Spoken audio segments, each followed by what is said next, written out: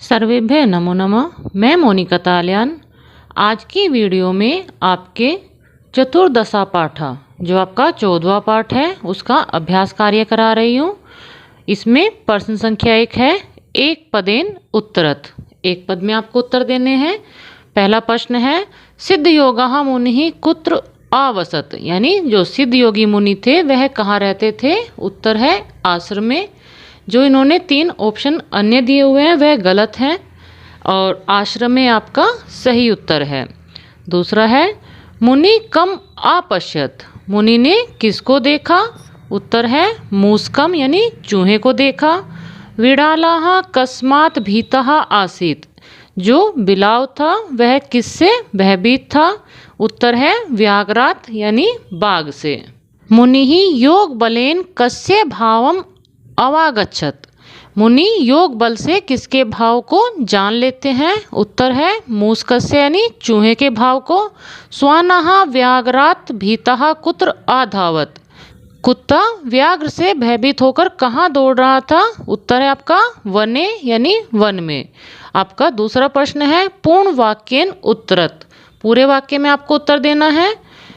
पहला प्रश्न है, मुनि स्वतपोबलेन मूषकम किम आकरोत, जो मुनि है उन्होंने अपने तपोबल से चूहे को क्या किया। इसका उत्तर आपका दीर्घ रूप में मैंने लिखा हुआ है, पहले उसको समझ लीजिए। मुनि स्वतपोबलेन मूषकम विडालतः स्वानः स्वान्तः व्याघ्रः, ये थोड़ा सा आपका शब्द छूट गया था। और व्याघ्रतः पुनः मूषकम आकरोत, मुनि ने अपने तपोबल से चूहे को विडाल यानी बिल्ली बनाया, बिलाव बनाया, बिलाव से उसको कुत्ता बनाया, कुत्ते से उसको बाघ बनाया और बाघ से पुनः चूहा बना दिया। ये आपका दीर्घ रूप में हो गया। और यदि आपके शिक्षक गण कहते हैं कि मूषक यानी चूहे के साथ उसने क्या किया था, तो उसका उत्तर आपका यहाँ तक हो जाएगा। इसका उत्तर देख लीजिए, मुनि ही स्वतपोबलेन मूषकम विडालम आकरोत, जो ये आकरोत पद आपका यहाँ पर लिखा हुआ है इसको आप फिर यहाँ पर लिख लेंगे कि मुनि ने अपने तपोबल से चूहे को बिलाव बनाया। सर्वे मनुष्याः किम कथयन्ति स्म, सभी मनुष्य क्या कह रहे थे।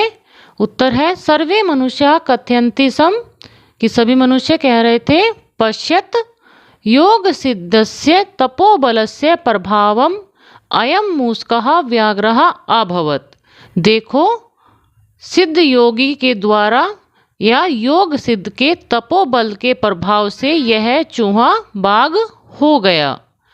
व्याघ्रम भूत्वा मूषकः किम आचिंत्यत, बाघ बनने के बाद उस चूहे ने क्या सोचा। उत्तर है व्याघ्रम भूत्वा मूषकः आचिंत्यत अहम मुनिम भक्ष्यामि, बाघ बनने के बाद चूहा सोचता है कि मैं मुनि को ही खा जाऊं या खा जाता हूं। अधमा जनाः किम न स्मरन्ति, जो नीच व्यक्ति होते हैं वह क्या याद नहीं रखते। उत्तर है अधमा जनाः उपकारम न स्मरन्ति, जो नीच व्यक्ति होते हैं, अधमा का अर्थ होता है नीच प्रवृत्ति वाले, ऐसे लोग जो होते हैं वह उपकार करने वालों का उपकार ही नहीं याद रखते। प्रश्न संख्या 3 है, निम्नलिखितानि वाक्यानि शुद्धम कुरुत, नीचे लिखे हुए जो आपके रेखांकित इन्होंने किए हुए हैं उनमें ही कुछ गलतियां हैं और इधर ब्रैकेट में सही उत्तर भी उन्होंने दिया हुआ है, जिनमें से छांटकर आपको सही उत्तर बदल कर लिखना है। इस वाक्य को आप दोबारा लिखेंगे और सही उत्तर के साथ लिखेंगे। समझ लीजिए, मुनि ही भीतम मूषकम आपश्यन यहाँ पर लिखा हुआ है, तो गलती कहाँ पर है। मुनि हमारा प्रथमा विभक्ति एक वचन है और जो इन्होंने क्रिया ली है वह आपकी बहुवचन की है, तो वाक्य यहाँ पर हमारा गलत हो गया। वाक्य का केवल एक ही नियम होता है कि जिस वचन का कर्ता होता है उसी वचन की आपकी क्रिया होती है। तो यहाँ पर आपश्यत जो है वह एक वचन की है।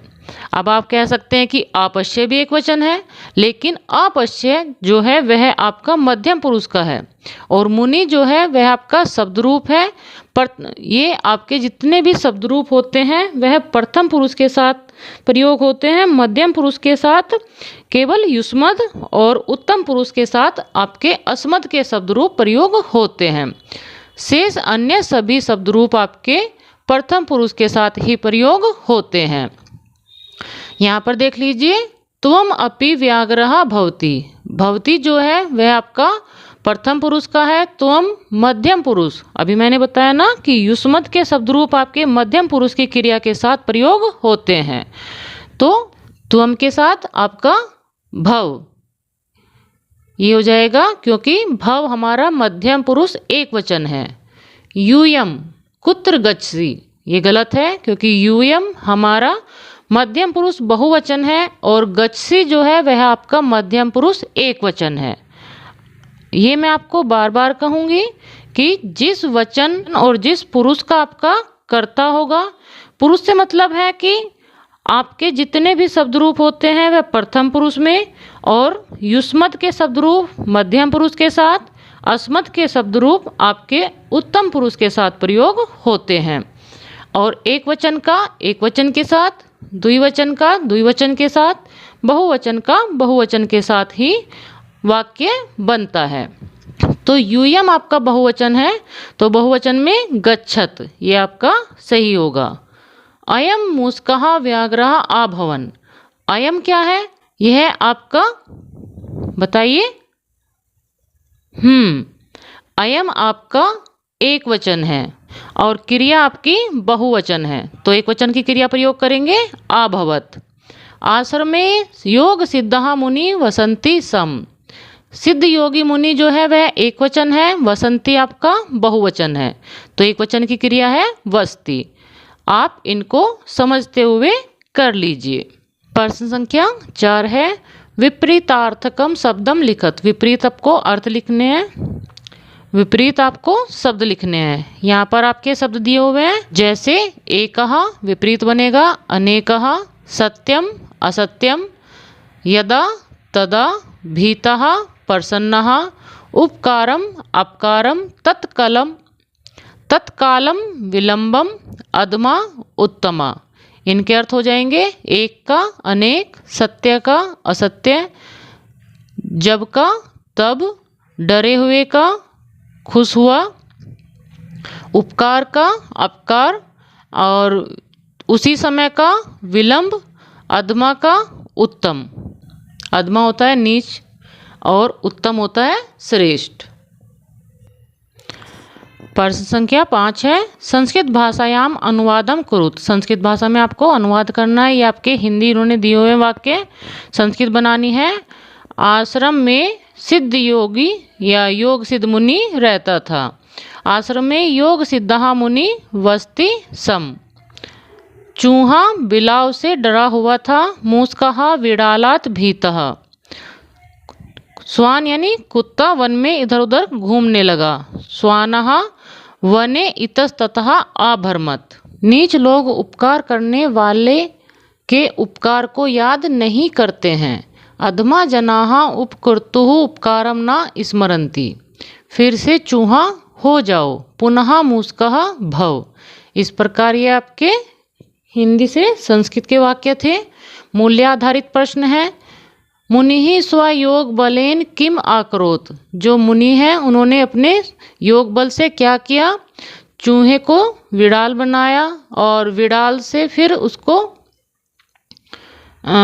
श्वान यानी कुत्ता बनाया और कुत्ते से व्याघ्र बनाया और अंत में व्याघ्र से फिर उसको चूहा बना दिया।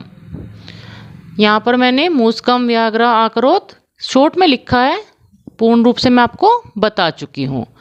के उपकर्तु उपकारम न स्मरन्ति। कौन ऐसे हैं जो उपकार करने वालों के उपकारों को याद नहीं रखते? तो अधमा जना यानी कि जो नीच प्रवृत्ति के व्यक्ति होते हैं।